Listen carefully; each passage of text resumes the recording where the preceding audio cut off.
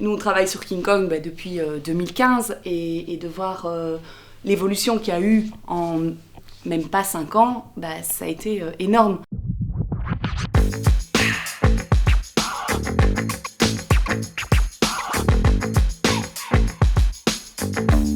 Moi, je voulais parler de ce livre-là. Donc, moi, ce que j'aime, c'est les monstres. Et en fait, ce que j'aime beaucoup là-dedans, c'est pas... on peut pas dire que c'est a priori féministe ou engagé ou quoi que ce soit. Mais Émile Ferris, donc c'est une femme, elle a tout fait au bic. En fait, il me semble que je dis pas de bêtises, mais elle a tout fait au bic à 4 couleurs. C'est une femme, donc c'est aussi quand même sur le côté... quelque part non-binaire, transgenre, parce que c'est pas ça, c'est son autoportrait, et donc c'est son histoire aussi petite et qu'elle se sent toujours particulière, quoi. Que c'est ça qu'elle dit. Moi, ce que j'aime, c'est les monstres, c'est le côté qu'elle n'aime pas spécialement les gens qui vont tout droit, qui sont adaptés à la société, quoi. Ça me fait penser par rapport à King Kong, où elle écrit de chez les moches, les inadaptés, etc., pour les inadaptés. Ici aussi, c'est pas quelqu'un qui est dans les normes sociétales acceptées.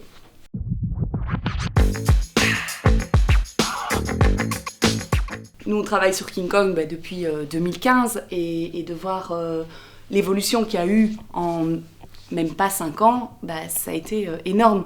Que maintenant... c'est sûr que des librairies comme ici, c'est magnifique, mais même, on va dire, dans des librairies classiques ou même au supermarché, parfois il y a des rayons entiers de girl power, de féministes, de littérature jeune public qui parle de ça. On peut voir aussi que c'est pas juste un petit truc sur le féminisme, on va parler un petit peu de féminisme, paf, parce que c'est joli et que ça veut dire ça juste le 8 mars, mais qu'il y a en fait tout, quoi. Je dirais la philosophie, la sociologie, la paléontologie, c'est chaque fois des sujets différents, c'est pas chaque fois seulement... il y a tellement de points de vue pour aborder le féminisme qui sont... ça va être, je sais pas, les prisons et les femmes, en fait tous les abords de la société et toute la science, quoi.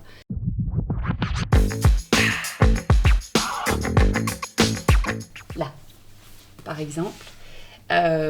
Donc ça, c'est un homme qui écrit, parce qu'à la fin de King Kong Theory, c'est ça aussi qu'elle a écrit en 2006, elle dit, voilà, une parole de femme sur ces sujets, sur ce carcan qu'on subit, sur la société qui nous enferme, et qui dit, mais il faut absolument changer et foutre un grand coup de pied là-dedans pour qu'on arrête cette petite séparation entre les hommes doivent être ceci, les femmes doivent être cela, les femmes doivent diminuer leur puissance, et les hommes, on attend d'eux qu'ils soient virils, qu'ils se battent, qu'ils soient agressifs, et elle dit, voilà, les femmes, ça fait longtemps qu'elles le disent et qu'il y a eu plusieurs courants féministes qui ont pris cette parole.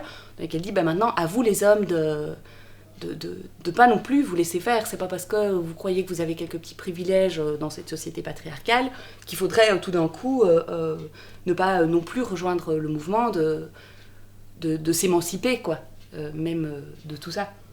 Et donc elle dit, il y a quasi rien, enfin elle dit pas il y a quasi rien, elle dit il y a pas. Et c'est vrai qu'en 2006, je crois qu'il y avait peu d'hommes qui écrivaient sur la masculinité.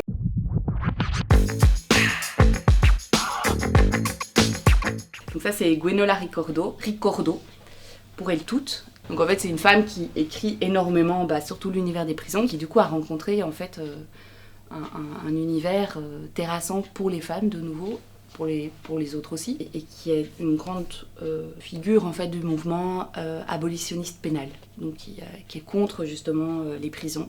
Ici dans ce livre-ci justement elle parle beaucoup du rapport entre le féminisme et son mouvement à elle, qui des fois se rejoignent très très très fort, et puis des fois justement s'éloignent très fort, parce qu'il y a aussi tout le mouvement Nous Toutes et tout ça qui vont être plus pour dire il faut pénaliser à fond le viol, les féminicides, etc.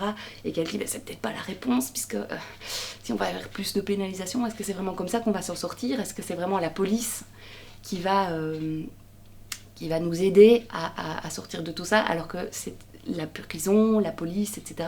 sont des éléments de tout ce système capitaliste, et que ça repose aussi là-dessus, et que quelque part s'il y a des prisons, c'est aussi pour asseoir le système, et du coup est-ce qu'il faut pas aussi tout foutre en l'air là-dedans et foutre aussi un coup de pied là-dedans sans dire c'est pas grave, tout le monde est heureux et oh tu as fait du mal et on s'en fout.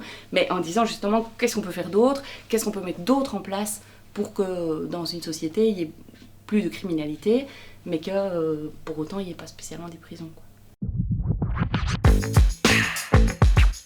En fait, on travaille sur King Kong donc, depuis un moment, mais ce qui est vraiment chouette, parce qu'on pourrait se dire, mais du coup, si ça a été écrit en 2006, est-ce qu'il serait pas temps de passer à autre chose ou même monter un spectacle sur un autre livre plus neuf.